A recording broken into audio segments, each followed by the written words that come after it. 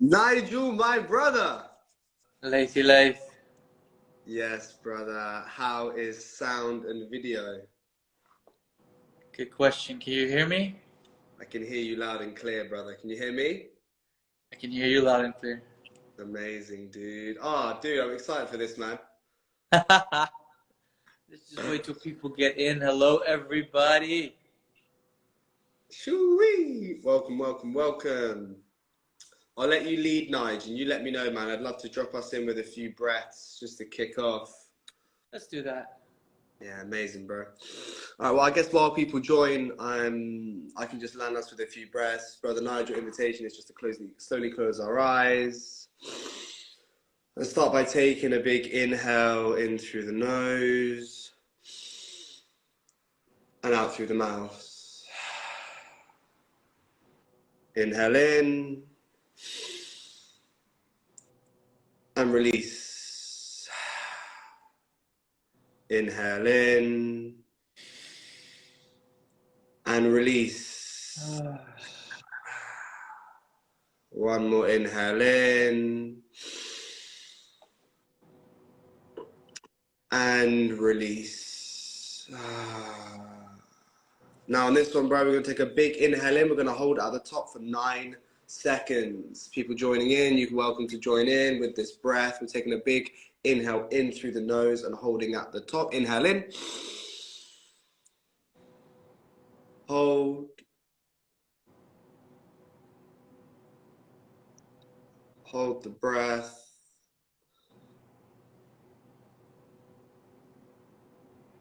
Big sigh to release. Allowing the breath just to get back to your normal rhythm.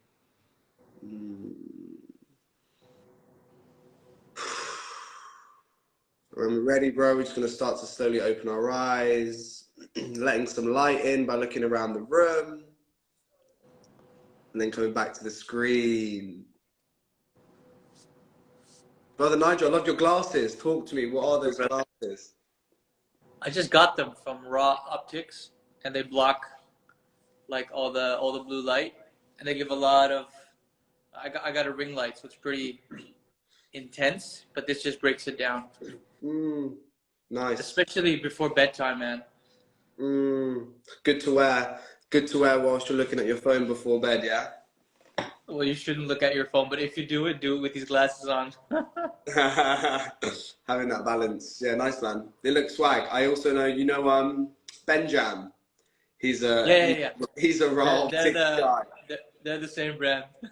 Sick. Yeah, he loves them, and he was really inspiring me to kind of Dave Asprey, Joe Rogan, they all love their blue blocking glasses. Anyway, that's not why we're here, man. Why are we here, Nigel, bro? Why are we here, man? To talk about things that interest us and that helped us along the way to be the person that we are right now, and it's actually the work that keeps on giving. Men's work, Brotherhood. David Patrick Farrell checking in. Robin, the circuits. Yeah, buddy. All the bros checking in, and that's beautiful, man. It's a beautiful topic, isn't it? It's like, and even that phrase checking in, right? So it might be nice for us to do a little check-in. There's always one man I think of when I say the word check-in, and I think you know who that man is. But today, you know what? Laith checking in from Bristol. The skies are blue. I'm grateful to be here with you, brother Nigel. Grateful to be in the space. I'm really excited to dive into what we're going to discuss today and different topics around men's work and why we do men's work and what even is men's work, right? Like, you know, what even is that? Maybe we can start there in some point. But today I'm feeling strong and clear with a heart full of love. Today is Valentine's Day, Nigel. You are my Valentine. So I'm grateful to be here, brother. So yeah, that's my check-in, and I'd love to hear a check-in from you. I came through with the rose, bro.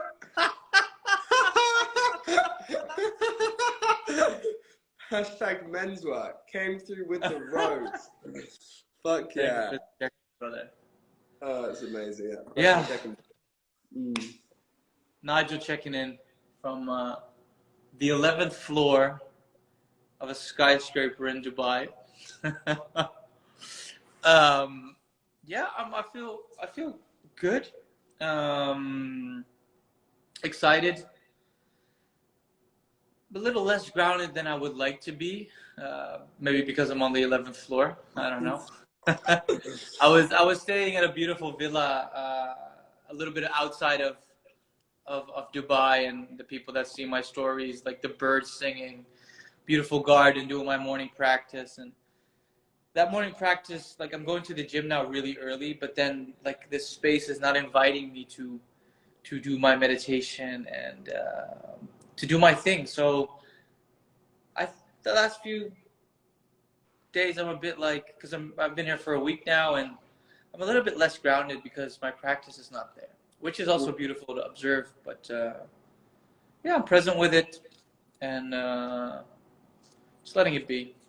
And also very excited checking in with you, talking about our friendship, our connection, and talk about men's work, man. That is men's work, brotherhood, whatever we wanna call it. So I think that's a beautiful what you said to start with. Like, what is men's work to you? What is men's work to you? Firstly, thank you for the check-in, bro, and beautiful to hear that you're found a new place for now, and thank you for sharing that. What is men's work to me, man? It's such a beautifully complex but simple thing. I think for me, men's work has been about understanding who I am as a man, and what does it mean to be a man in this modern world? What does it mean to connect with my emotions, to feel my feelings, to be in integrity, to be in honesty, and how that then leads my life. So how does my relationship with my own emotions and my own sense of self lead my life? And how does that drive me forward? So men's work for me has been about how do I find a healthier relationships in my life, you know, the relationships I have with myself, most importantly. You know, we were speaking about things like habits. What does that look like? You know, that's something that we can explore. But also, like, what is the relationship I have with other people, and how healthy are those relationships with other people? So men's work for me is a bloody ongoing journey. I can tell you that much, bro. Like, I feel so early in the journey, and I feel like there's so much I'm learning about myself every single day. I feel so grateful to have people I have around me, the opportunities that we get to do the work in real time, and that is an absolute gift. But men's work for me is about connecting to my heart and then understanding how I can allow myself to be a heart-led man in this world that we all live in. So for me, that's, you know, very high level and, you know, very top of the surface kind of understanding of what men's work is to me, man. How about yourself, bro? What is men's work to you? Thank you, brother. First, I want to ask you, like, when did it start for you? What was that? Because that's something that I get back a lot when talking about men's work, and now the immersions are coming up. I get the feedback I get from men is like, I don't. That first step is like, they approach me like, yeah, I feel it's pulling me in, but I don't know. I'm scared. I don't. What got you to take the first step into a men's circle or an initiative that has to do with men's work? What a beautiful question, man. Thank you. It's one in which I'm asking myself what's the best way to answer, because a part of me has had a very wounded upbringing with the masculine, you know, and like my relationship with my fathers, my stepfather, my father, meant that for so many years, like, I didn't know what healthy masculinity was. I didn't know what a healthy man looked like, because I didn't have that in my life. I didn't have a father that I looked up to for so many years. And so, you know, that then meant that as a young boy, I was always, you know, curiously trying to understand my relationship with the masculine, you know, and actually having a beautifully strong mother and two incredibly strong older sisters meant that like I witnessed like beautiful feminine as I grew up. But as a young man, like, yes, that is beautiful. But then how do I connect with the masculine energy? And actually, I didn't have a healthy father archetype in my life that then meant I looked at a man and was like, oh, so that's what a healthy man looks like and acts like and is like. And you know that there's a whole story there, and you know we can maybe go into it, but just to really stick to your question, you know what got me involved in men's work. It was 2020 Medicine Festival, which is a festival in the UK, which yeah I can bang on about for ages. Incredible festival. Anyway, so I went to the festival and there was a man named Dara Stewart there, Dr. Dara Stewart, who runs an institute in Ireland that brings together therapeutic practices, psilocybin and psychotherapy. And it's one of the leading institutes in Ireland. And he's also a men's work practitioner. And his doctorate is in the relationship between psychedelic medicine, men's work and therapy. What a man, like what a fucking man.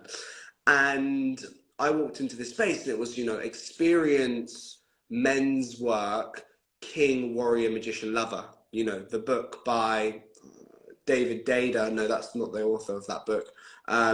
Joseph Campbell, maybe, who wrote that book, King, Warrior, Magician, Lover. And I was very curious to understand, okay, what are these archetypes? What even are masculine archetypes? You know, I don't really have a deep relationship with my own masculine. So what even are masculine archetypes? And so at that festival, I walked in and I remember this one man held the space for 40 men. I walked out that 3-hour workshop different. What I witnessed in that 3 hours completely changed my life. I witnessed men opening up, opening to their emotions, standing up, sharing things, and the vulnerability that I saw in another man that I have never ever witnessed in my entire life has stuck with me to this day. To walk into that circle and to witness what I saw, even when at that time I wasn't necessarily all involved myself, but that's the beauty of these spaces, right? Like you go as far as you want to go, which make them really, really accessible. But it was that moment that I was like, this work is what I've been searching for my whole life. And actually these spaces where men can show up fully and be themselves and work through the fucking shit that they experience in their life in a safe space, and witnessing another man share some of their deepest stuff with me, man. Like I was like, I don't even know you, bro. But the fact that there's trust here and the fact that you were opening me up, like it ripped my heart open to this place. Which gives you and all the other men permission to do the same. You don't have to, but to only get that permission and invitation for you to open up is everything. Absolutely, man. Absolutely. And that's it. You spoke to there. It's like the men in these spaces go as far as they want to go. And that's the thing about these spaces. It's not like the boy locker room lad culture where everyone's like pushing each other to do different things. Actually, it's about repatterning that very unhealthy masculine culture where it's like lads, like let's get fucked up, and if you're not doing that, then you know you're less than me. Yeah. What healthy masculine spaces is about creating really safe spaces for people to explore these emotions and go lean into them, and also be completely fine with not going there and actually feeling safe and actually feeling like they're in a safe place with themselves.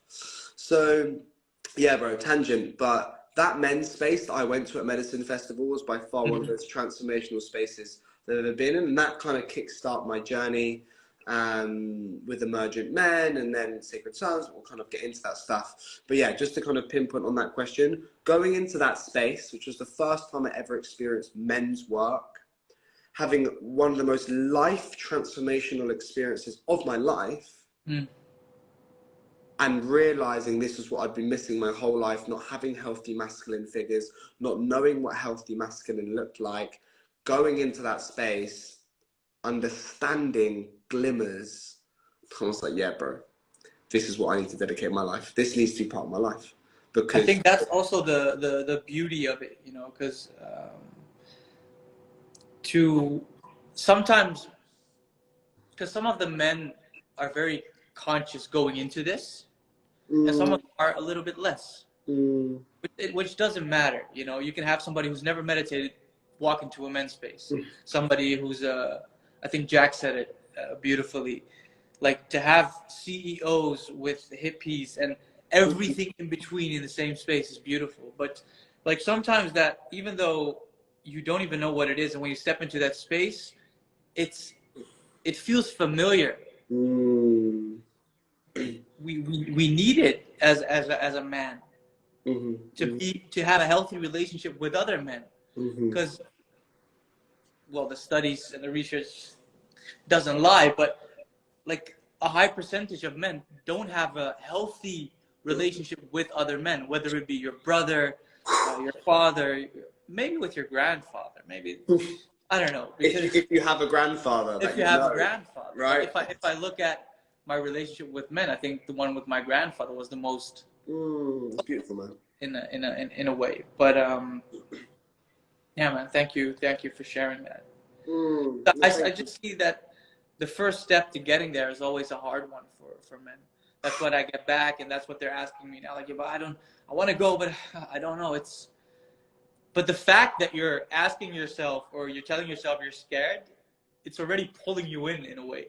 And it's just to, like, you know what? I just need to surrender. I'll just go and see. It will never make you a lesser man. You know, and ever. Just go and see if it's. I don't want to say triggering you, but if it's pulling you in as a man, like you see these videos from Sacred Sons, Emergent Purpose, The Gathering of Men, or whatever beautiful men's work initiative there is, if you see it and you keep watching it, you keep following it, it's doing something with you. And let it do with you what it does with you. And just, if you're curious, come and see what happens. And then from there, it will, I don't want to say suck you in, but it will help you to a degree that you need it, you know? You spoke to something really important there, bro, which was around like how men who may have never turned up to a yoga studio, who have maybe never gone to a meditation class, and like, let's be honest, I live in Bristol, I go to a yoga studio, and I'm one of 18 women, right? And I realized that for a very long time, to step into healthy well-being spaces was difficult for me, because I would turn up and it was 90% women, and especially in this area where I live in, white women. And as a Middle Eastern man, that was intense, you know? And actually I had to work through a lot of my own shadow to turn up to these environments where I felt safe and comfortable. So that's why these men's spaces are so beautiful, because whether you explore well-being practices or different types of modalities, at least you know, if you feel more comfortable around other men, then this is a really healthy way and a really healthy place to go and experience. And so for me, what I learned is that we get so many brothers and those that identify as male. Let me speak to that for a second, because I have had men who were not born men turn up to our men's spaces because they have gone through their own transformation and identify as male. Let me repeat, they are so goddamn welcome in the spaces. I'm speaking on behalf of emergent men. They are so welcome to be in our spaces, because what they bring through is medicine in itself. And so to have men who have never been to yoga studio, never been to meditation class, turn up to the emergent men experiences, and that be a bridge into men's work, a bridge into transformation, growth, and experience. It's beautiful, man. It's really, really, really beautiful. But you know what, Nigel? I'd love to hear more about your journey into men's work, you know? And obviously you're bringing through the Sacred Sons immersion now, and in Amsterdam, and, you know, I'd love to come. Rotterdam. Yo, that's been a whole journey, bro. Rotterdam. You know, lots of love. Talk to me, because you didn't just fall into that. There's been a journey for you to get into men's work. I'm really curious if you're open to sharing. Of course, brother. Thank you for your share. And yeah, like I think it all comes down to daddy issues in a way. Daddy But yeah, holding space did for I that. say yeah? Honestly. Yeah, like I love my father to death, definitely. And I was an only child. My parents worked together until I was 10, and we lived in the UAE. In Abu Dhabi is where I grew up. And then when I was 10, my parents got divorced. My father stayed in the UAE, and my mother took me back to Holland, which separated me from my father. Mm. And my father chose to stay in the UAE. And back then, we didn't have the communication technology that we have now. We couldn't do this, you know. My father had to buy a card and scratch it open. He would have 10 minutes to call to Holland. I'm talking about 22 years ago. And like my father and I were very close, and my father is a very emotional man. So I would always see him cry, which was beautiful in a way, but that also meant he lacked in other places, or lacked, like he wasn't developed as much in other places, which is fine. You know, our parents do what they can with what they know and what they have, and therefore I love them. And it took me a while to see that and forgive them and forgive myself. But to wrap that up, I more or less grew up with my mother. Like my father was present on the background. And I was an only child. I was a rebel. I kicked out of class a lot. And unconsciously, because as a kid, you're not that developed in that department. Unconsciously, I was looking for my father in everything, in my friends, in when I got older, in relationships, you know. But I had no idea. So I ended up hanging out with these men that were a lot older, who were more the bad boy types, and just I ended up in just going partying a lot, escapism, all that stuff, for way too long, looking up to the wrong kinds of men, and I knew like this is not gonna bring me further, and I know there's a thing with me and my father, and I need to address that. But I didn't know how. I had no idea. And I think I was always skeptical about therapy and stuff like that, so I wouldn't really go into that. But it always came out in my relationships, and I was like, fuck, man, I want to be a certain type of man, but I can't, because there's still a wound that needs to be addressed. And without, maybe I knew somewhere, but I think it happened into my first interaction with men's work was in Bali. There was a breathwork facilitator and a neuroscientist and a very, very intelligent, beautiful, connected human being, Edward Dangerfield, who a lot of people were telling me, go and do a breathwork session with him, you know. And like if I hear it from 4 different people, that's got to be like, or even more back then. I think he's good for you. Just go on some sessions. So I'm like, you know what, I'll go. And we had a few, or quite a few, one-on-one, I think 2-hour breathwork journeys, and I got to know him. He got to know my story, and during the breathwork, I had some beautiful insights, releases, repatterning, all that stuff. And then Edward is Canadian British, and he spent a lot of time in Canada with natives in circle, in ceremony and ritual, and he wanted to start a men's circle from all the practices that he had, and us getting to know each other. He invited me to. He said, "Nigel, I'm starting a men's circle every Monday morning, 6 o'clock, with sunrise, 12 men together." And that's my first experience in a men's circle, which was to have a men's circle every Monday morning in Bali with sunrise, with the beach on one side, volcano on one side. Sometimes we had a little bit of rain, and that created a rain.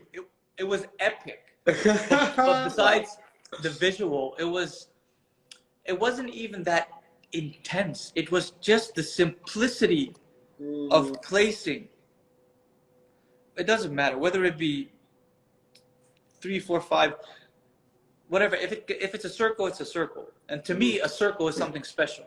And it doesn't matter if it's only men or women or animals. It doesn't matter. A circle creates a special place. And for us to check in with each other every Monday morning, we would do some breathing or some exercises, and we just had to check in with each other. How was your week? We had a talking stick, and we would go the round, and we would just explain how our week was. And we would have one thing that really stuck with us that was beautiful, and one thing that we just had maybe a more negative experience with, or we wanted to change, or we wanted to address. And then we shared that. And after the circle, we would just open up the circle like, hey, you talked about this.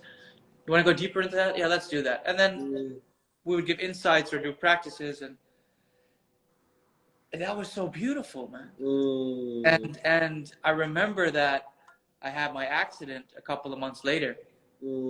And I couldn't be present at the circles anymore because I wasn't physically capable.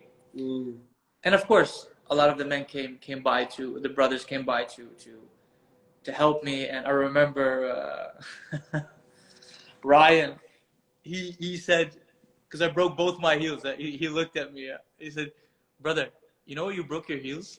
I'm like, why? He said, because you need to heal, brother. I'm like, that stuck with me all the time. That's fucking good. But the beautiful thing was, they would call me every Monday morning, use the phone on speaker as a talking stick. The phone would make the rounds, and I was there in my bed, crippled, on medication, and I would do my check-in. Oh, bro. And that just gave me power, you know, like, because it was during Corona. My parents weren't there, family, friends. I had Blue, who was there for me. But just like to have more brothers who are there for you and take the time to listen, it's powerful, man. Especially when you're in the physical worth space or place of your life. And I remember Oscar and me had a lot of contact, and he started the gathering of men back then. And I was like, when I'm back in Holland, I'm gonna be there. And somewhere along the way, Sacred Sons came into my field, and that was just like, okay, so we've been doing men's work and things like that, and the Sacred Sons is what we were doing, but then on steroids. No, but not the negative part, but like in a like they were just really primal, and that also really spoke to me. And I'm like, yeah, whenever I have the chance to be a part of a Sacred Sons event, I will be. And that's where we are right now, and that's how we met. That is how we met. Thank you for sharing that, bro. It's really beautiful. And yeah, thank you for sharing that. And I can only imagine what the 6 a.m. sunrise Bali men's circles were like. And that's the thing, it's like, sometimes we think about those things and we're like, oh, these experiences only exist in those tropical places. And I think what we're showing now with the work that we're doing is we're bringing it onto home ground, you know? And that's really important because it's about making these things accessible. And yeah, Sacred Sons, so 2020 as well. Men's work journey started. Sacred Sons was this thing that I saw online. They were doing stuff in America, and I was like, whoa, like 300 men in like this massive circle, and all the drones shot, and you know, and it was like, damn, like this is the level. This is where this is at in the US. And I didn't necessarily know at that point the impact that would have on my life, but I also didn't know whether that was even happening in the UK to the degree it was happening. And so, yeah, that is how we met. We crossed paths in a leadership training program. And, you know, that was like a good 12-week journey with some beautiful, beautiful brothers that joined us on that journey, man. Wow, it was relatively life-changing 12 weeks. And then to have synced up at the EMX as well, dude, we had 70 men there. You know, big ups to the Sacred Sons crew, Jack, Mac, and Pete for leading the lines, and all the brothers that came through to that experience. But then, you know, the European leaders bringing through 70 men, man, and watching that container, obviously J-Mac, Kale, Andrew bringing through their medicine as well. And now, you know, this year, look where we're at, bro. You've got the Rotterdam immersion coming up. We've got Bristol coming up in May. Word on the grapevine, there is, you know, another EMX coming in June. And so it's really amazing. But Sacred Sons has been, it's so unique. I think my brother Blaze, who's one of my closest brothers, and last night something came through with me about spending past lives with that man, has been a huge part of my men's work journey, is an older brother to me in so many ways, and his eldership, mentorship, and yeah, friendship is absolutely boundless. But we were just speaking about how the value of the Sacred Sons Brotherhood for us is second to none. And it's even just having this relationship here with me, with yourself, Nigel, and the relationship that we have assimilating outwards. It's like, for some reason, I don't know what it is about the Sacred Sons medicine, but the men that it brings in, bro, is just, it's different. You know, it's different. And it's been such a gift. And of course, that's how we met. And I'm really excited to see where this journey will go. And you know, we're heading off to Ibiza. I'm going to be in Ibiza in 2 weeks' time. We're bringing through the first Sacred Sons immersion in Ibiza, Spain. Ibiza. You know, Jack. Yeah, shout out Jack Villiers, who's leading that, and Pete's coming through as well. There's a really strong team. But that's going to be amazing. And I think that's the thing with the Sacred Sons medicine, is we're allowing ourselves to bring this work to lots of different communities across the globe, in different cities, and making it really accessible, man. So yeah, what a gift. And this is just the start of the journey. It definitely is the start of the journey in Europe as well. You know, it'll be the first immersion in Bristol, the first immersion in Rotterdam. So it's going to be really interesting to see how this evolves as we go on. So yeah, man, I'm pumped, and it's good to be here, but it's definitely not been an easy run. Not at all. Dude, do you want to speak to some questions that came through, or do you want to kind of chat about some other stuff? What feels good? Yeah, I think well, something that sticks with me from the men's work is it's something that I really experienced myself, and also what I hear other brothers bring through as well, is that us men, we have the tendency, and I think it's because of the system, the commercials, the macho man image, the movies, the don't cry like a man shouldn't cry, all that stuff. Because of all of that, what that has created is, as a man, if you're struggling with something, you keep it for yourself. That's what we've been more or less sort of unconsciously, or maybe consciously, I don't know, programmed to think or to comprehend with whatever we feel. And like I also see with this, in this space, like as men should be vulnerable, men should be in touch with their feelings, and healthy masculinity and toxic masculinity. Look, to me, masculinity is masculinity, femininity is femininity. To me, like, there's no toxic masculinity. There are toxic people, whether they are men or women. That's not what it's about. But what I wanted to say was that being in tune with your emotions and your feelings and being vulnerable, that's being human. We came to this earth, we were born with feelings, with intuition, with emotions. And as a kid, have you ever seen a kid who was not able to express their emotions? Like, no. But because generations, when a kid cries or when they show emotions, don't cry, don't do that, don't this, don't do that. It's the most humanly thing to do, is to show your emotions, to cry, to tell what you're feeling. And as a kid, you do that with crying because you can't speak. But almost from day one, it gets suppressed. And then the other traumas or whatever comes into play. But And then we get older and we're like, we're naturally programmed as human beings to feel. And in a space with men, to feel what you're feeling and to come to that awareness and that feeling like, I'm not alone. It's such a breather, man. Like, fuck, I can just, bro, I can just let this out. I can just rage. I can just cry. I can scream. It's just like so much suppressed trauma and feeling can come out. We've seen it at the EMX. I've seen men walk in one way, come out another way, because they, in that space, they release shit they've been holding on to for years. And together, we create that safe space for you as a man to just let it all out, whatever it is. And that to me is so beautiful, because there's nothing more pure and raw than pure human emotions. And to witness that in a space,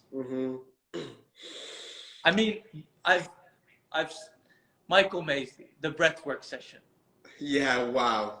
What? Wow. Yeah.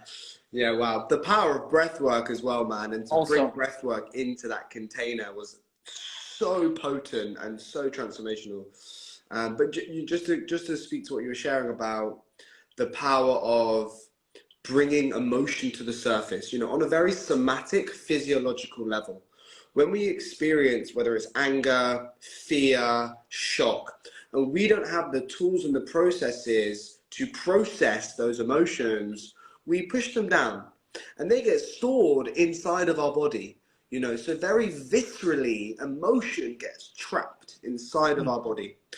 And that trapped emotion, as work of Mark Wallen, who spoke about inherited family trauma, can cause lifelong issues around your health, around your well-being.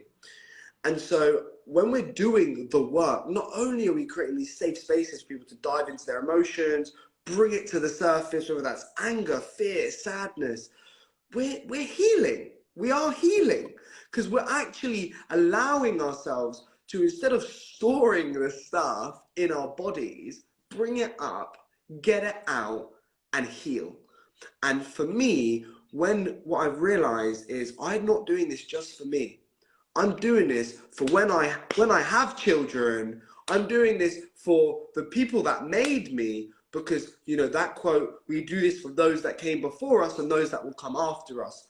Because the work that we do not do is inherited by the children that we produce, genetically, spiritually, biologically. So it's like it is our duty as healthy masculine individuals to do the work that we can do, acknowledging that we're never going to get it all done.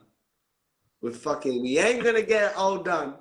It's a lifelong journey. But what we can do is we can do our utmost best to when we create imprints in the world, to allow those imprints to be healthier, more whole, and allow them to guide. And, you know, I'm sure you know as well, man, I know some very incredible fathers in our circle, man, like who, you know, I was honored to spend time with Jack, good friend of ours, Jack, in Ibiza.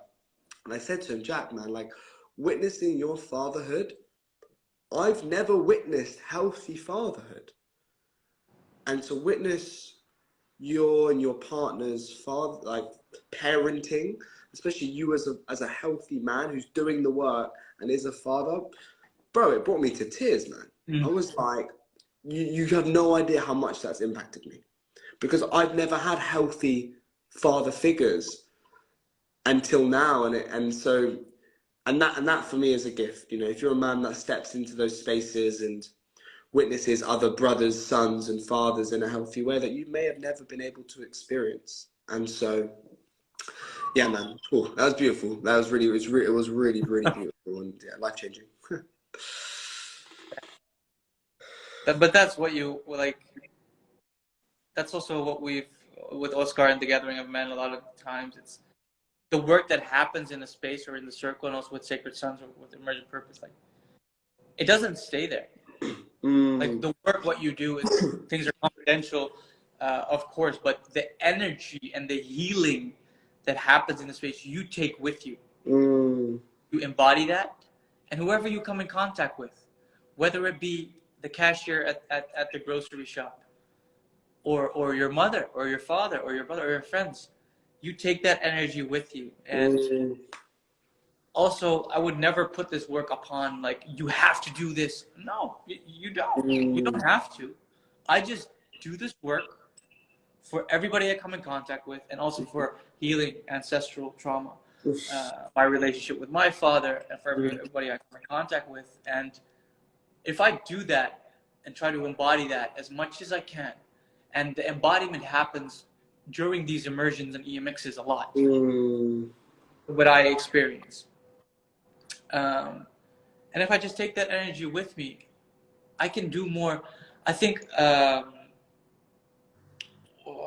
Albert said that beautifully. What does the work look like? Whatever brings you closer to goodness and closer to God. The work is different to everybody.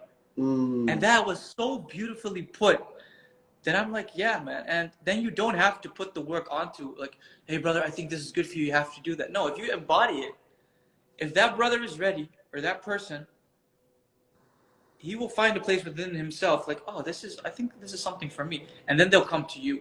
And then invite them or tell them, oh, this is coming up, maybe. And that's, like, I would never force the work onto anybody. I can just show what it does to me. And if that does something to you, then you're ready. And then the space is open. Yeah, that's so beautiful, man. Well put, well put. You know, the ripple effects of it just go far beyond we can ever imagine, you know, and the effect that we have leading from the heart space and that impacting the world. That's a really beautiful quote by Albert.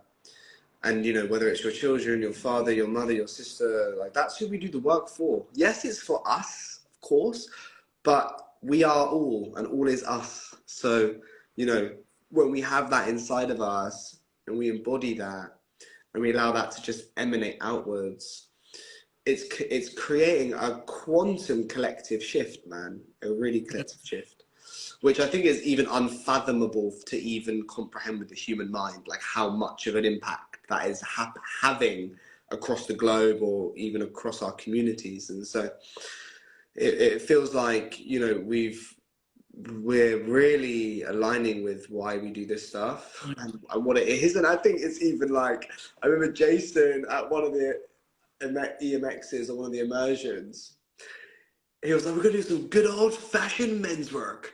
And it just really stuck with me because this stuff has been around. It's not some new stuff, right? Like, you know, I was reading an article about the mythopoetic men's movement that was happening during the 70s and the 80s. And the mythopoetic men's movement was around where poets got together with psychologists, who then got together with therapists. So it was psychologists, therapists, and authors, and they were creating a movement that was different from the church. So the idea was, at that point, where lots of people gathered was in church, but many people didn't align with religion. So this mythopoetic men's movement meant men would gather in other settings, and it would be around story, there would be around therapeutic practices, but it wasn't a religion, it wasn't a cult, it was trying to go against that trend by creating safe, accessible spaces for men from all nature. And then you have the birth of the Mankind Project, right? Which, you know, you may have heard about. You know, Jason, one of the founders of Sacred Son, sat on the Mankind Project High Council for nearly a decade before spinning out and creating Sacred Sons. But the Mankind Project, I would say, were the forefront spark in the men's movement during the 70s and 80s. You know, they've been around for nearly 30 years now, and I cannot... The documentary, the work is from Mankind Project, right? Yeah, that's correct. Yeah. So for all the men that are new, or whoever you are, it doesn't matter if you're a man, if you're a human being, and you're interested in this, the documentary, the work, something I would watch. It's beautiful. In prison, with every nationality, culture, background, gangsters, murderers, rapists, whatever they are, they come together and they do the work. And let that be an invitation to watch and see what that heals with these men who are of age, who have committed horrendous crimes. There's still redemption within themselves. Maybe not for others or not for the victims. That's a different conversation. But they still need to heal from what they did. And what the work does is just beautiful. Okay, back to you. No, thank you for sharing that, bro. No, it's a beautiful, beautiful addition. And maybe there's something that we can share afterwards that has like documentaries, books, like different ideas for different people to be able to tune into this stuff, you know, and actually like a really entry point into like what men's work is. And it's very common, if not on a weekly basis, an individual, a woman gets in touch with the emergent men and says, can I join the space? Like, what is this work? What happens in men's work? Like, what is it? And it's I think that's the next. I get that quite often too sometimes, and mixed circles, that's us men. We still need to do some work. We're laying a foundation, and then I think that is the next step in the years to come to bring those spaces together and to get every human being involved in that. 100%. And, you know, once again, to just name Michael Maisie, the Change is Possible project in the UK, he is one man that I know who brings together explicitly men and women's work to a point where he shared something at the EMX where he said, witnessing a man and a woman in sacred combat was one of the most healing, transformational experiences of his own life. Because he would witness a woman saying to the man, I want you to meet me. And right now, you as a man are representing all the men that hurt me, that have caused pain in my life. And I need to heal these wounds as a woman. And I need you as the man to represent the masculine and for me to do my work with you in this moment. And he, like, you know, that man, Michael, can hold the space for that. You know, that is like, you know, like you said, it's a timeline thing to be able to then hold the space for such depth of, you know, because let's be honest, you know, why is the men's work movement really, really, you know, taking off, especially with a lot of younger people now, man, because a lot of masculine have hurt women, you know, and we carry some fucking deep wounds, bro.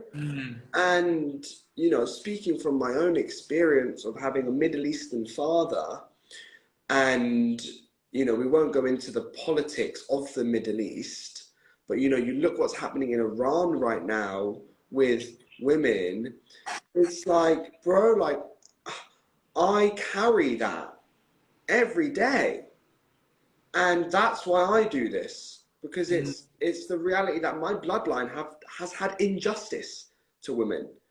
And so I know I don't have that as a pressure because I recognize that is not my thing to own, but there's a part of me that allows that to guide me and inspire me to do the work for myself. You know, I've got a Persian mother and an Arabic father who both bloodlines have witnessed the absolute disparity of both masculine and feminine. But let's be fucking honest and real right now. You know, the abuse of women. And so for me to be where I am now, doing this work, as I mentioned back, is not, it's more than just for me, man. It's for those that came before me, and it's for those that will come after me. And yeah, that is just a driving point for me there. And I went off on one there, but that just kind of came through and has really landed. But you know, that's a big thing. That's why we do the work. We do it, yes, of course, to turn up in front of other men, but also to turn up for the women in our life in healthier ways. Maybe you want to speak to that, bro? I do want to speak to that. Thank you for sharing that, man. It really touched me and also brought something up, which I've been experiencing here in the UAE, which is also the Middle East. And I was in a vulnerability circle last week with a few local Emirati women. I came here for a masculinity retreat, which my brother Mo organized. Mo, shukran, habibi, saraha. And I was supposed to come here for 5 days and fly back. I canceled my ticket. I stayed. It's been 2.5 months almost. And also for my own reconnection with my inner child, because I grew up here and stuff like that. But also because the work that is being done here, which there is a community. It isn't as big, but it's growing rapidly, because the healing the people need here is enormous. And to see and hear stories about local women who do this work to heal their traumas, and I realized how fucking privileged, call it white privilege, I have been privileged my whole fucking life. Growing up in Holland, being white, I've sat in circles with a lot of Western men. I hear problems and they go to a certain degree and they are horrible. And we experience things on our own conscious level, in our own reality. And then you come to a place and you hear similar stories, but you hear how they get treated if they act a certain way, if they can come out a certain way, if they don't wear certain clothing. I cannot fathom what the people here or in Iran are going through. I can't, because I've been privileged my whole fucking life.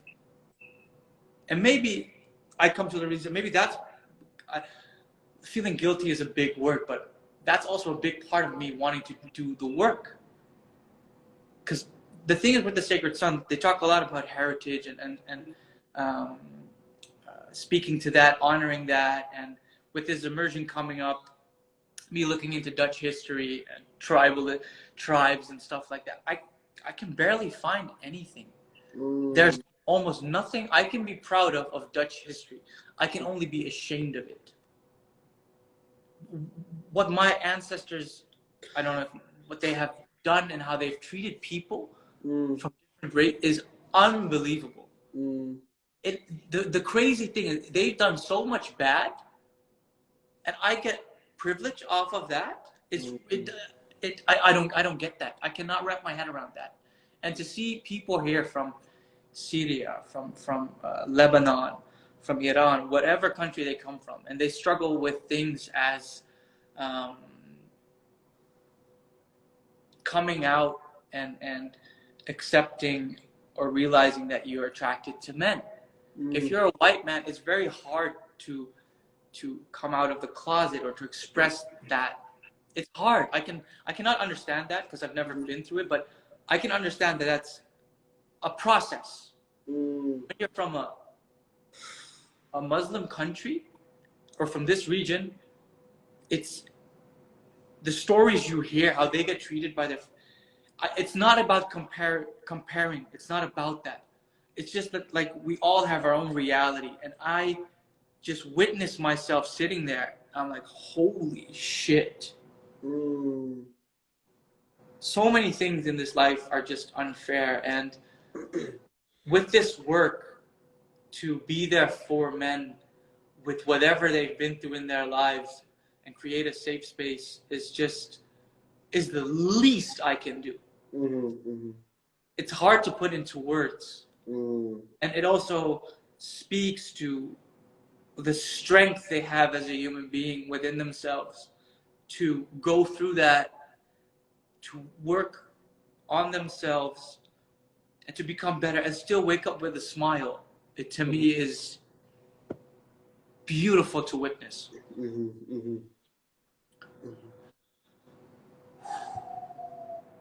Thank you for sharing that, bro.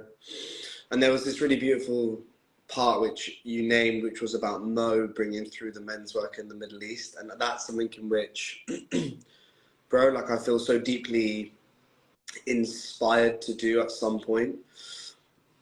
Feeling very disconnected from my heritage at times, being born in white Britain and spending most of my life being one of the darkest kids in the room. has meant that my connection to my heritage has been, I don't speak Arabic, I don't speak Persian, and that's very sad for part of me, you know. And so yeah, just really honoring what you shared around reconnecting to those roots and doing the work there in that country right now, and not necessarily feeling the weight of a responsibility, but alchemizing that into feeling inspired to create. Because that's something that I resonate with. Sometimes I feel this weight of responsibility, and that actually then makes you feel guilty and scared and fearful. And I spoke to my sister yesterday about something similar that arose to me. She said, "But Late, that vibration is not going to drive you forward in your life. How do you alchemize that feeling of guilt and fear to, okay, let me realize that what I'm feeling can be put on the fire and shifted to inspiration and creativity. And okay, cool. This is how I feel about this thing. What can it do to kind of propel me forward like a bow, pull back to let go, so that I can feel inspired to go and create and do and serve in a way that comes from a place of joy and service." And so, yeah, that's something that came up for me as well while you were speaking to that. So it's something in which is not simple, but it's definitely It's about alchemizing. unfolding. Say that again? It's about alchemizing it. It is about alchemizing it. Alchemist, what another great book. What another great book. How do you feel about jumping into some questions, bro? Yeah, I got a beautiful one from one of our brothers, Stephen. It was a brother from the Gathering of Men. And he says, with all the men's work initiatives igniting all over the world, how can we best collaborate as one team? Do you want to speak to that? Yeah, I can. I think what I said with what Albert said about the work, if it brings us closer to goodness and closer to God, it is the work. Mm-hmm. And I believe, and I will believe, that every men's work initiative does it for more or less the same reasons. And it's, within this work, it's the last thing it is. It's about competing. It's not. It will never be. And as one team, I think if it comes from the same place, which I believe it all comes from, then you're already a team. I think that if there's an initiative in South Africa or an initiative from Guatemala or whatever country it is, if a men from that initiative or that initiative come together, they know. And they can speak on the same level because they do the work. And maybe what it looks like will be a little bit different, but in the essence of the intention, it's the same frequency. And I think just allowing, not competing, promoting one another. And also, as a man, I would also, I know that the Gathering is doing an event abroad for a few days, and I want to be a part of that, man. Like, I want to. And if there's Emergent Purpose, if I'm in the UK, I want to be a part of that too. Because it's the same men with the same intentions coming together. And maybe you guys do it a little bit different. Maybe you have things that are similar. But what it evokes within the man will be the same. And I think that already makes you one team. Beautifully put. Yeah, beautifully put. Thank you for sharing that. And I can only speak from my experience about what's been happening here in the UK, because there is an emergence of brotherhoods arising. And a few months ago, a few leaders, as we coin them, of these different organizations, we went for food. We sat down. We said, "Hey, bros." The High Council. The High Council. We said, "Look, how can we..." Every kingdom. How do we support each other? Work together with the kingdoms. Yeah, the men that lead these spaces got together and said, I've coined a phrase. There is more brothers than brands that need this work. Full fucking stop. There is more brothers than there is brands. If a man is fearful of another man coming into the market and delivering the work, then that man needs to do the work, because he does not realize and he does not acknowledge why we are doing this. We are doing this because we are here to transcend the old school ideology around competition, around, oh, you're going to be on my property and I'm scared of you. Well, no, we do the work because we believe in abundance. We believe there is enough cake to go round, quite literally, metaphorically, and physically. So we as brothers who build these brands sat down and we said, hey, look, how can we best support each other? When we got the Bristol immersion dates, the first thing I did was I went and looked at the few brothers that I know running organizations, and I looked at the dates they were doing events, and I called up my good brother Alex Cottle. I said, hey brother, I've realized that we're going to have a clash of event dates. Before it goes live, I just needed to name that to you because I witness you, I'm here to support you, and I respect you so much. I'd rather I let you know this before it became in the social sphere. Very practically, operationally, that's playing as one team. You know, all in all, our dates ended up changing. The dates shifted. So actually there's no clash now. But that operationally meant that I really respected his work. And I realized that there was a clash. So how can I name that to him and just respect the fact that that was going to happen? But coming back to that point around, like, you know, the work is acknowledging that we should not be fearful of another man coming into the market and, you know, taking the work. And it's like, well, no, you don't understand what the work is, in my opinion, from my projection, what it truly is then. Because it's about acceptance, it's about support, it's about unconditional understanding. And that's not to say that there won't be some heads that get clashed. That is not to say... Sometimes that also needs to happen in order to... Alchemize. Exactly. That needs to happen to alchemize. And I know that there's been brothers, men in the space who run different organizations who have had, you know, discussions around differences in which they've had to work through. And that is also real-time work. That's real-time being honest and working through stuff. So just to kind of, my final point on that question is communication. How does a team operate? Communication, honesty, collaboration. How do we communicate? How do we collaborate together? And how do we create this space for each other's brands to grow? Acknowledging there is more brothers than brands that need this work. And always thank you for saying that, man. And always, like, the work is on number one. Whatever supports the work more, we should push it a little bit more in front. That's also my opinion, because it's all about the work. Whatever brand brings it. If you have a clash of dates, and just be honest, like, okay, I think this is better for you guys.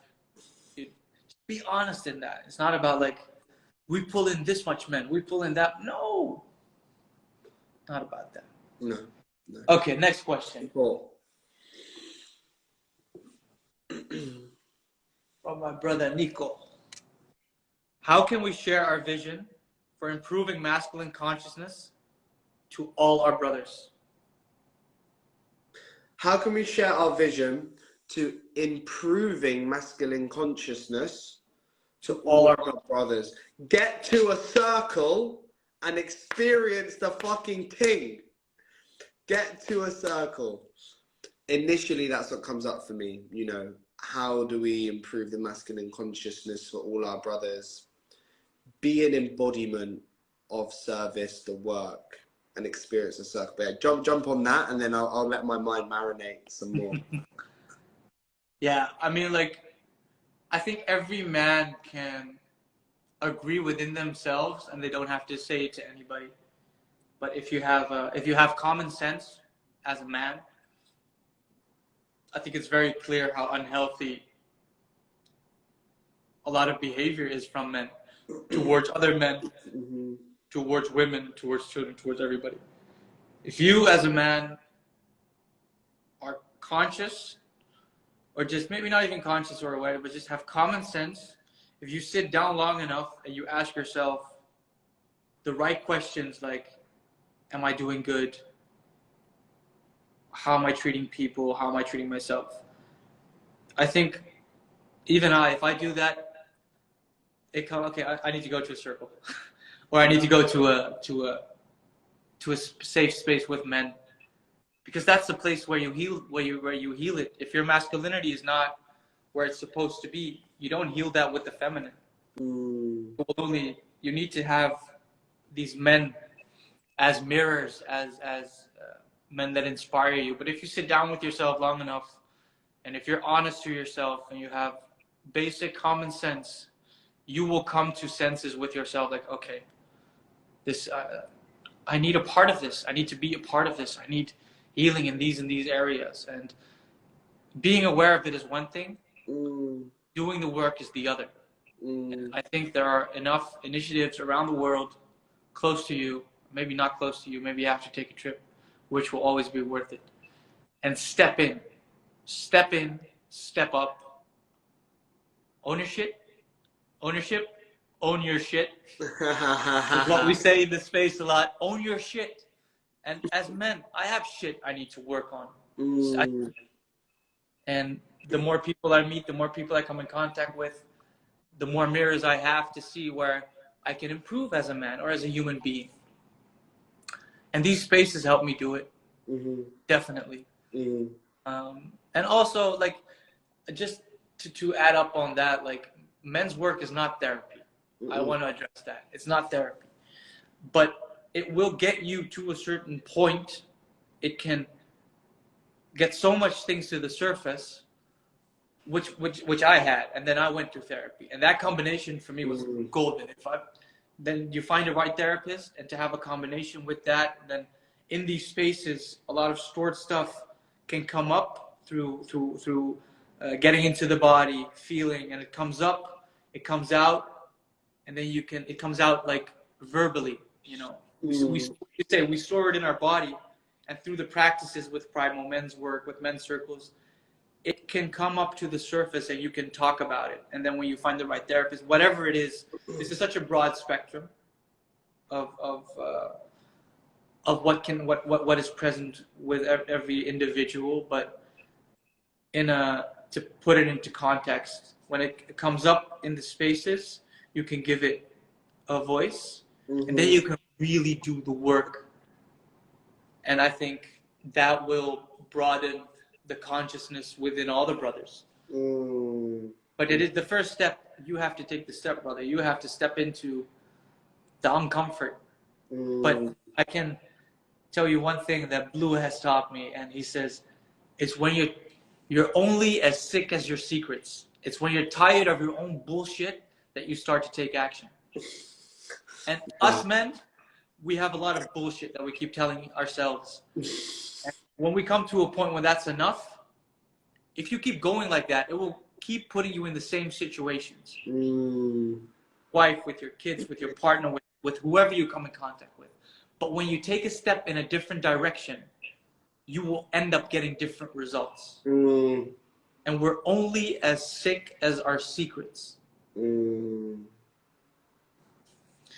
Khalas. Saraha.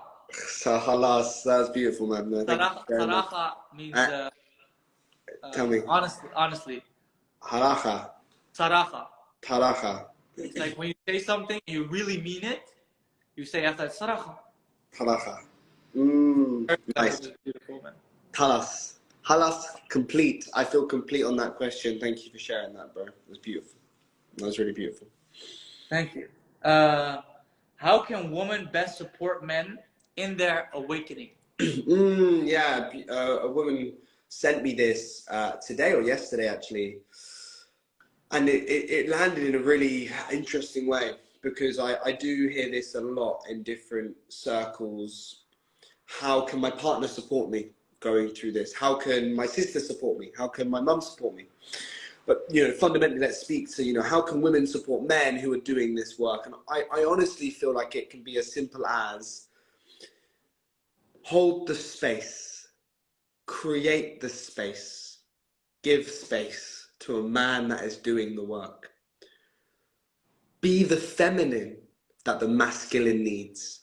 Be the caring, compassionate, holding nature that is the divine feminine traits that can hold the masculine, whilst the masculine holds the feminine. And I think in every example will be different, every relationship will be different.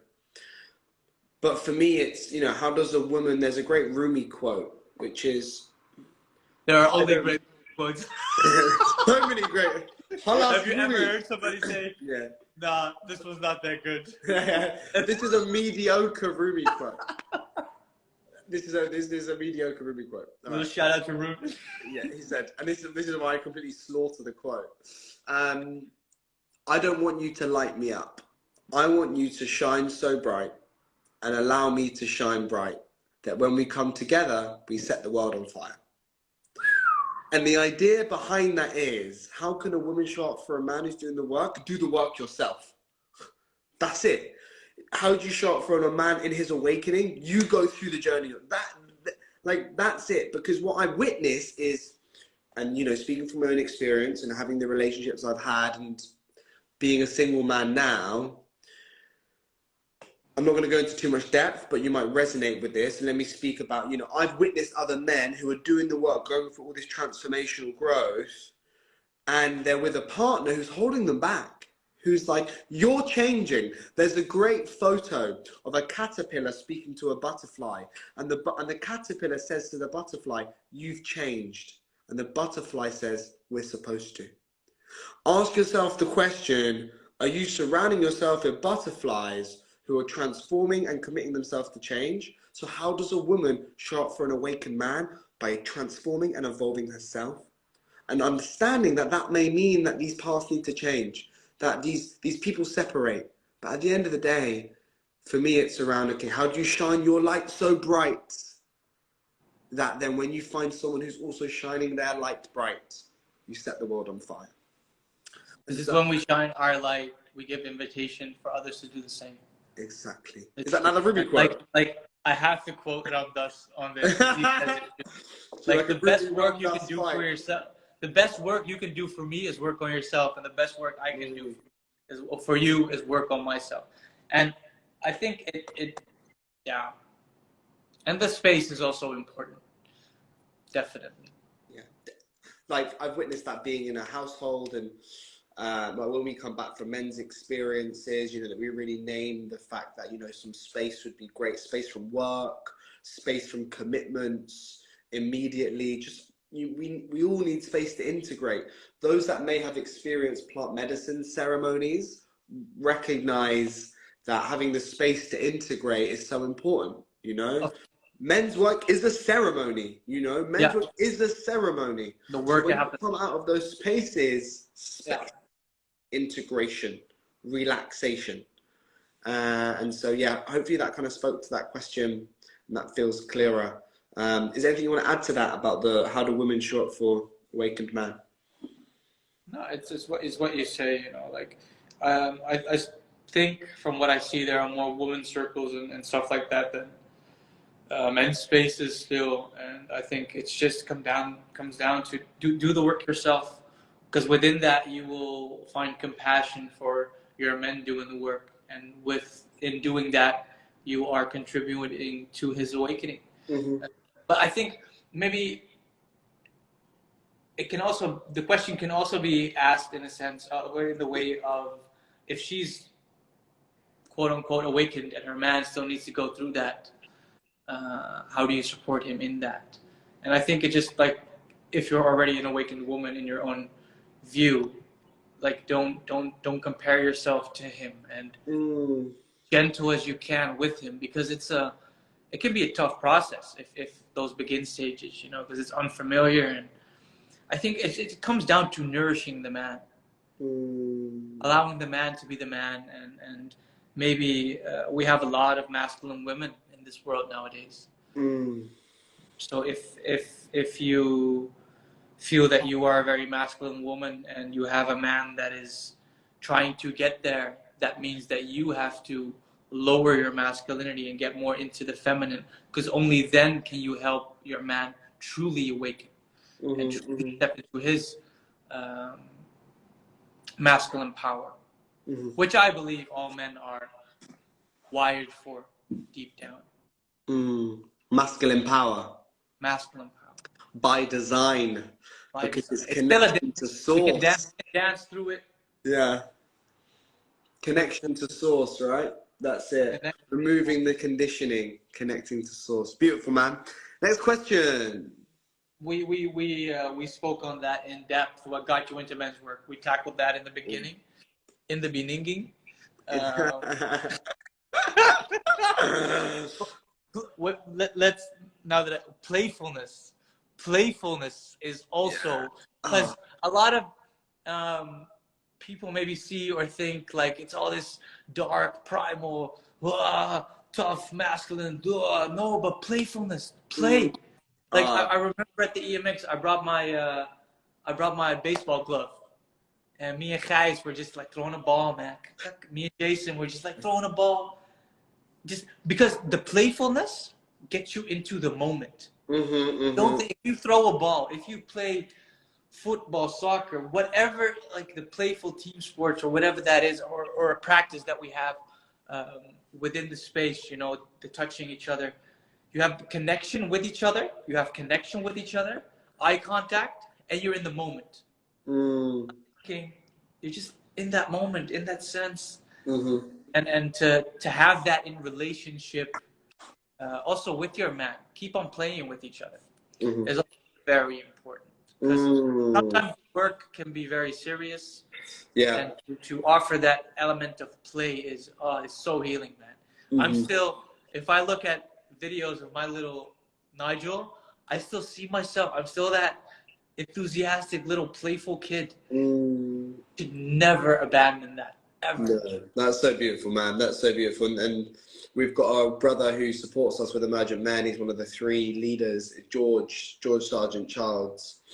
And he undoubtedly always brings through the play in all of our experiences, whether it's designing experiences alongside Lord of the Rings scripts, where he brings through like that energy of like story and theater and play, or, you know, singing songs that are really playful, or we did some practices where we were rolling around on the ground, you know, being different animals. You were there that morning at the EMX, actually.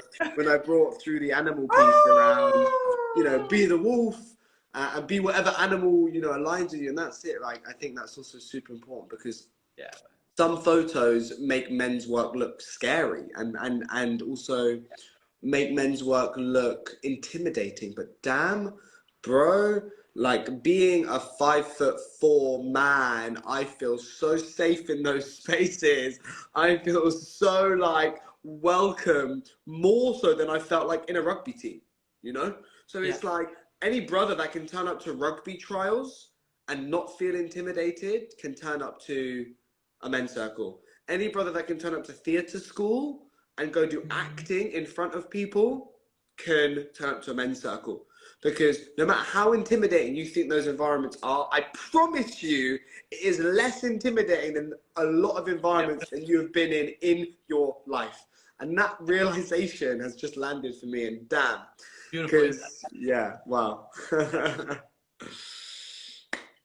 Sweet, brother. But yeah, we just to like, thank you for sharing the playful piece, because it doesn't all need to be that deep. You can get caught up in, like my sister says this to me. She's like, Laith, not everything needs to be honored and sacred, man. Like, just realize that the work is life. Enjoy life. Be here, enjoy the life, ride the waves. Don't overdo it in the sense of becoming something that you're not, because the work is about removing the layers to go down to our truest essence. And that true essence is peaceful, playful, harmony, and it's nurturing that inner child that's inside of us all. I think Alan Watts quotes that, like, see everything as play. See it as playing. Go into the whatever it is. Go into the playful state. Almost 1.5 hours, brother. Bro, dude, we could do this all day. Yeah, we can easily just sit here and chat. It's been beautiful, man. It's been really beautiful. Should we start to bring it to a close? We didn't talk about death. Bro, what I'm hearing is episode 2. What I'm hearing is, I think we could speak specifically about on that. We didn't even touch the fact that we've both had near-death experiences, our experiences, and what we learned. I think we've done really beautiful to hold the space for about men's work and about this. Definitely. And that's felt really, really good. You can tap into that another time. Yeah. Oh yeah, bro. That's a big topic, and I feel like it's a really, really important one. But I feel really cool to circle it up on the men's stuff, and then park our NDEs till next time. Let's do that. You speak to what you've got coming up. Cool. For the men that are listening. Amazing. I'll do that afterwards, and then we round up. Full power. So, what have we got coming up? So, firstly, we've got the Ibiza Immersion, 25, 26th of February. Jack Villiers is leading that. We'll be calling in around 30 men to the White Island to bring through the medicine the last weekend of February.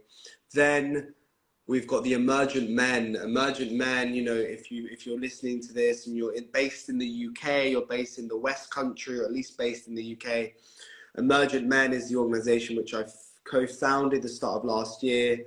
Over 350 men have now experienced our events, and we're bringing through a big day event on April the 2nd in a venue called the Mount Without. It's this incredible, incredible church, super, super sacred building.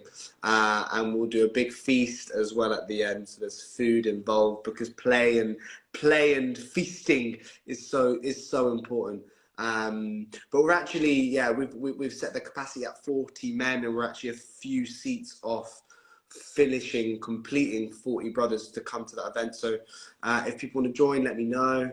And then, of course, May 20 and 21, we've got Sacred Sons, the Bristol Immersion. Peter, men's work coach, is coming to lead the lines. Myself and Blaze are community leads. We'll be bringing through the May Immersion, which will be the first one in Bristol. So those 3 events I'll be involved in. Also, last one was that April 29 and 30, I'll be supporting a man named Luke in Ireland, in Dublin. Healing Forest. Yes, the Healing Forest. Beautiful, man. To bring through an immersion in Ireland. I'll be in a pure supporter mode there. There is incredible leaders coming through to deliver that in Ireland as well. So that's it from me. We've got Ibiza, Ireland, Bristol, and Bristol. Let's get it. Beautiful, brother. How about yourself, bro? Yeah, man. I hope me and Mo can get together a circle here in the UAE before I leave. That's what I have on my mind. Would love to hold a circle with Mo. Then I fly back to Holland for the Rotterdam Immersion, the 11th, 12th of March. Also in a beautiful, beautiful church. Jack is leading. Me, Gijs, and Sel will be co-hosting and facilitating around that. Beautiful men coming through with medicine, with music, with everything, with Tom, with cacao.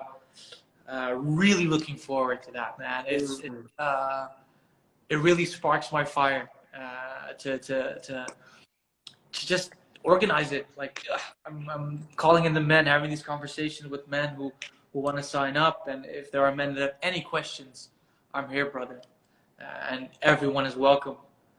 Then Monday the 20th, there's another gathering of men in Amsterdam. I will post something on my story after this with Oscar, who, yeah, I think Oscar is the one that I've sat in circle with the most. If I talk about men's work, his name shall always be shared. Then the 17th until the 23rd, I'll be attending a retreat from Nico on Ibiza. And yeah, I think also I'm going to be at the EMX in June, man. I have to. At Medicine Festival. And within that, I'll see wherever the flows. This work is something that lights me up. Together, doing the work, seeing what it does with men and the connections, man. Doogie in the comment section, Doogie brother. It's just the connections you build with these men in these spaces. I mean, we connected over. I'm going to speak to this, by the way. So we connected over the leadership course, and then the EMX was in Devon. Yeah. I just broke up with my girlfriend. And I had contact with a girl from, I don't know, in the UK. I think it was Wales or whatever. Yeah, are you coming through for this or that? And I want you to meet me. And I was talking with him. Like, it's so easy to fall into that pattern that when you break up with a woman, to meet up with another woman. And I was like, you know what? I'm not going to do this. I'm going to fly into Bristol to meet with Blathan Lays, who I've been in container with for the past 3 months. I'm going to do it differently. And I went to Bristol and flew in 2 or 3 nights earlier, pre the EMX. And then we bonded, and then we went to the EMX together. Dude, just the ride there, man. How much fun was that? Dude. Listening to old tunes. Yeah. Where's Blaze at? Is Blaze at home? Where is he? I don't know if he's here at the moment. Get in here, mate. Yeah. No, but, yeah. I think I don't know if we can edit the caption when this goes online, but we can put the dates of the events that we just mentioned in there. Amazing. And if any man or woman or whatever wants to ask us questions about this stuff or about anything else, you know where to find us. Get in touch. Get in touch. And remember, if you want to make this world a better place, do the work. Whatever that looks like, if it brings you closer to God, closer to yourself, closer to others, and closer to goodness, then that is the fucking work. Go shine your light. So much love. Thank you, Nigel, for hosting, bringing me into the space. I look forward to the next episode where we dive into some death and all that journey that we've been on. But bro, it's been really beautiful, man. And I feel like our brotherhood is just starting. And thank you for reminding me of that beautiful Bristol adventure.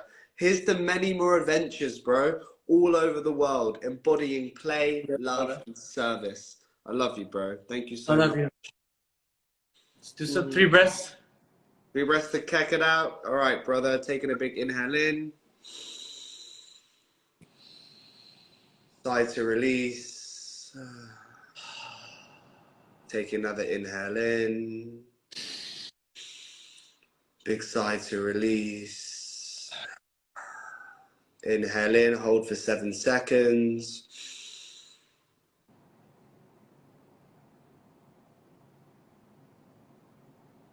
And release. Shoo. Love you, brother. Love you, bro. Thank you so much. See you next time. So much love. Bye. Shoo-wee.